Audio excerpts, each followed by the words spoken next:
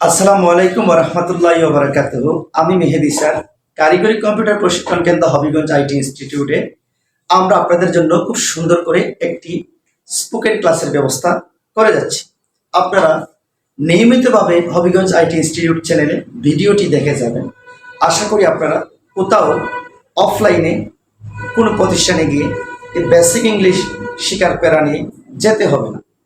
যদি আপনারা আমার ভিডিওটা সুন্দরভাবে আপনারা 4 থেকে 5 মিনিট ভিডিওটা দেখেন, আশা করি অল্প অল্প করে আপনারা বেসিক থেকে অ্যাডভান্স লেভেলে যেতে পারবেন। চলুন আমরা কথা না বাড়ি আমাদের মূল ক্লাসে চলে যাচ্ছি।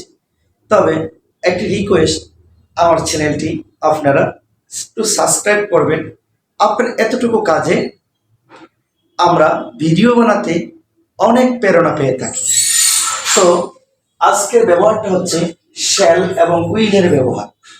আজকে আমাদের এই পড়ার বিষয়টা হচ্ছে শ্যাল এবং উইলের ব্যবহার। তো শ্যাল এবং উইল, এই শ্যাল এবং উইল বলতে আসলে আমরা কি বুঝি এই বিষয়টা আগে জানার দরকার।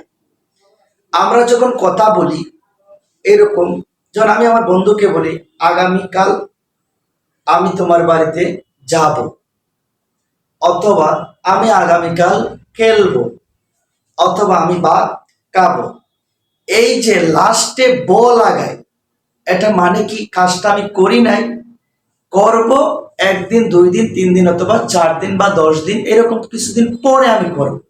এই যে পরে করব, এটা ভবিষ্যৎ বোঝায়। এটা কি বোঝায়? ভবিষ্যৎ মানে বোঝায়। এখন এই যে করব, করব যদি কোনো ক্রিয়াতে পান বা কোনো একটি সেন্টেন্সের ক্রিয়া বা ভার্বে যদি করব কথাটা পান, তাহলে আপনারা উইল, শ্যাল অথবা উইল ব্যবহার করবেন। শ্যাল অথবা উইল ব্যবহার করবেন। এখন প্রশ্নটা হলো শ্যাল কখন ব্যবহার করবেন, উইল কখন ব্যবহার করবেন?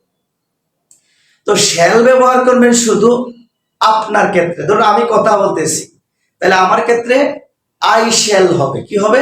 I shall. যদি অন্য কাউকে নিয়ে কথা বলেন, বলবেন ইউ উইল, তুমি যাও, ইউ উইল। ইউ এর সাথে উইল বসে, হুইর সাথে উইল বসে। শুধু মানে স্মার্ট ইংলিশের বেলায় শুধু আয়ের সাথে কি বসে? উইল বসে। সরি, আয়ের সাথে শ্যাল বসে। উইলও দেওয়া যাবে, কোনো অসুবিধা নাই। উইলও দেওয়া যাবে, কোনো অসুবিধা নাই। শুধু মানে আয়ের সাথে শ্যালটা দিলে খুব সুন্দর হয়। তখন আমরা দেখি I shall go, I shall go, আমি যাব, উইল গো, উইল গো, আমরা যাব। এখানে দেখেন উইল হচ্ছে প্লুরাল। উইল হচ্ছে কি? প্লুরাল। এখানে আমিও আছি, তুমি আছো, আর অন্যরাও আছে। এর জন্য এটার সাথে কি ব্যবহার হচ্ছে? উইল। অক্সিলারি ভার্বটা কি ব্যবহার হচ্ছে? উইল। উই উইল গো, তাইলে আমরা যাব। এখন এই সেন্টেন্সটি হচ্ছে অ্যাফার্মেটিভ সেন্টেন্স। এই সেন্টেন্সটি হচ্ছে অ্যাফার্মেটিভ। এখন আমরা এটাকে কি করব? নেগেটিভ করব। তাহলে I shall not go, I shall not go. Am is are was এর অক্সিলারি ভার্ব, 19টা অক্সিলারি ভার্ব আছে। কোন সেন্টেন্সে যদি অক্সিলারি ভার্ব থাকে, এই অক্সিলারি ভার্বের পরে একটা নট দিয়ে দিলেই কিন্তু হয়ে যায় সেন্টেন্সটি নেগেটিভ ফর্মে চলে যায়। যেমন আই শ্যাল নট গো, আমি যাব না।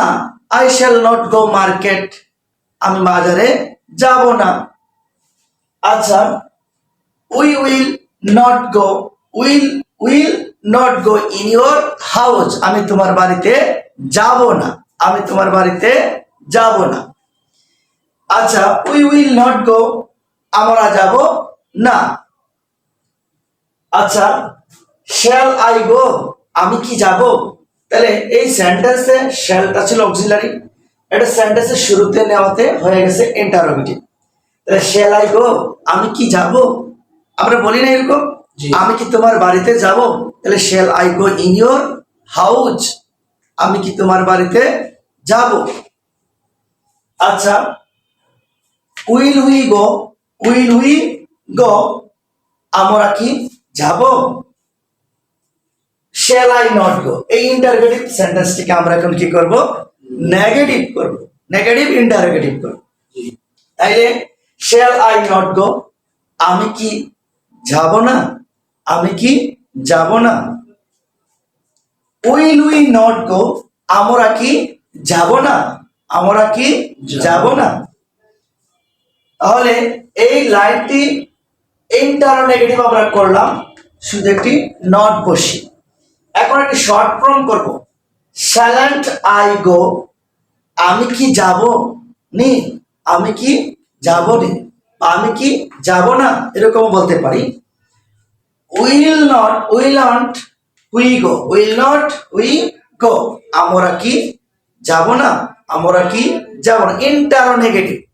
তাইলে একটা সিম্পল সেন্টেন্স আমরা তৈরি করেছিলাম, I shall go, will go, I shall not go, will not go, shall I go, will we go, I shall not go, we not go, shall I go, will not we go.